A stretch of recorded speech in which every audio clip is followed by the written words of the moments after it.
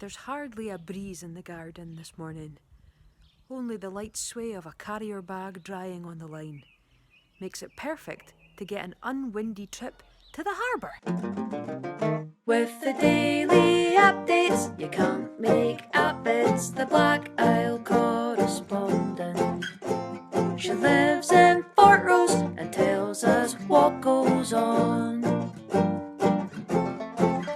If your isolation causes desperation, try the Black Isle Correspondent. If you're feeling grumpy, you'll find some company here. Do you hear that? It's the sound of a power hose. We're back at St Andrew's Episcopal Church on a much bonnier day to enjoy the view. There's the church, and there's the view again.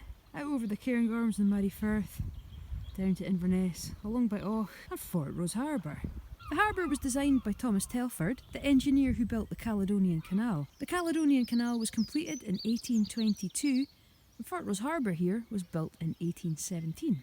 I was hoping to keep that Tom Weir style bobble hat on, but the weather's absolutely gorgeous today and it feels a wee bit silly to be wearing a woolly hat, so you can just imagine it. Always feels smashing going to the beach, because it's downhill all the way. Not such good news for the journey home though. Ah well, we'll worry about that when we come to it. Really glad I haven't put that hat on. It's roasting. This is about as sandy as it ever gets here in Fortrose, when the tide goes right out. You do have to hand it to Rosemarkie. That is a cracking sandy beach they've got along there. In the late 1800s, every August they held a regatta here in the bay. Now, if you are neither blessed nor familiar with the Black Isle accent, one of the most important things that you could learn is the present participle. ing is never ing, it's een. So, the three sports at the regatta: sailing, rowing, swimming. Practice those and you'll get on just fine like. Now you may be thinking, swimming in the Murray Firth? That sounds freezing. But you'd be right, it is. It's absolutely perishing out there. When I was wee, we'd come down here harbour jumping. You'd run all the way along there and take a jump off the end of the pier and almost without fail hit your bum on the ground at the bottom. It's not very deep. It's quite dangerous, I suppose, looking back on it now. Nature! There's a heron. Hiya.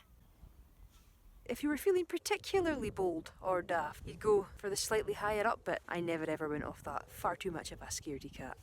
Quite glad about that now. The harbour's no longer used for trade. It's now mainly used by the local sailing club. It's always a nice feeling driving along the stretch between Och and here, seeing the boats out in the water for the first time in the season. Back to the early days. The construction of Fortrose harbour was partly paid for by residual funds of the commissioners of the forfeited estates. That's money, property, land that were taken from the Jacobites as reparation for the failed 1745 uprising.